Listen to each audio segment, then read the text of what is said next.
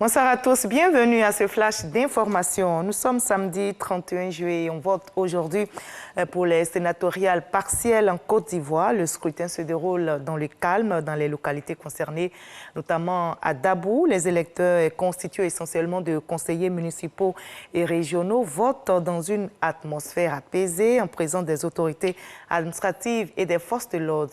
Patricia Omoetia depuis Dabou.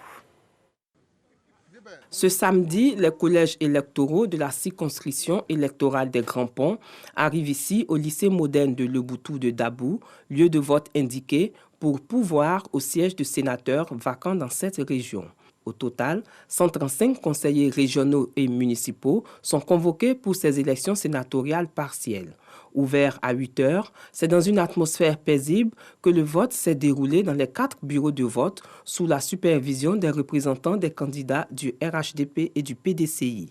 Les candidats Meledj Aboud Hiler du RHDP et Denis Akadié Claude du PDCI ont accompli leur devoir. Pour rappel, ces élections sont organisées en vue de pourvoir à la vacance des postes de sénateurs consécutifs au décès des sénateurs élus dans la région des Grands Ponts.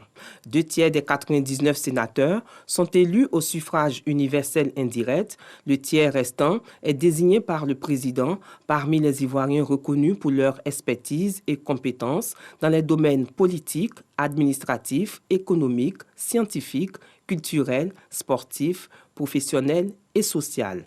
Le mandat des sénateurs est de 5 ans.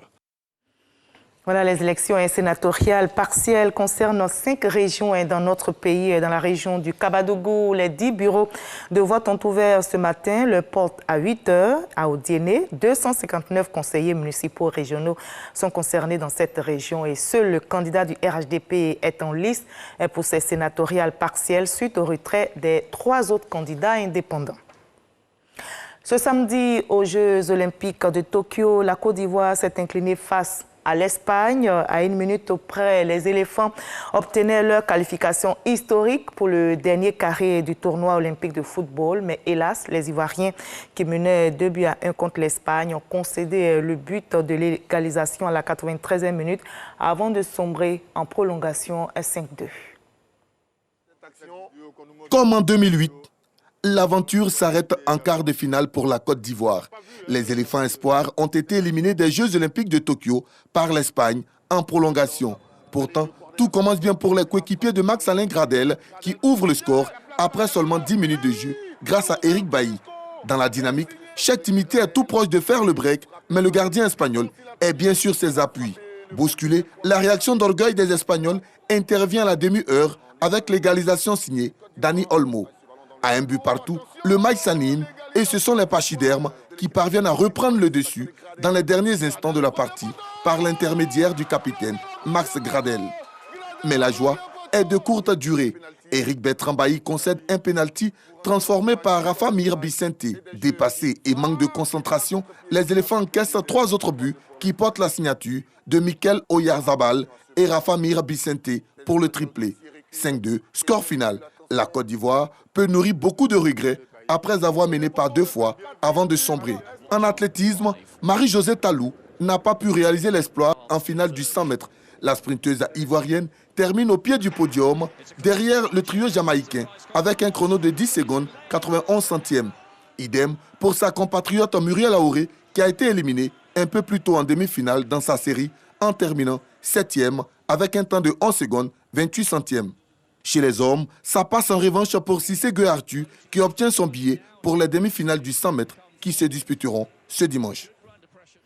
Et la pandémie de Covid-19 qui a imposé son dictat à ces Jeux de Tokyo continue de prendre de l'ampleur à travers le monde, notamment en raison du variant Delta qui serait aussi contagieux que la varicelle selon des experts. Face à cette augmentation des cas, certains pays ont à nouveau renforcé les restrictions sanitaires, reconfinements locaux en Chine, soldats mobilisés en Australie, prolongation de l'état d'urgence au Japon où se tiennent donc les Jeux olympiques.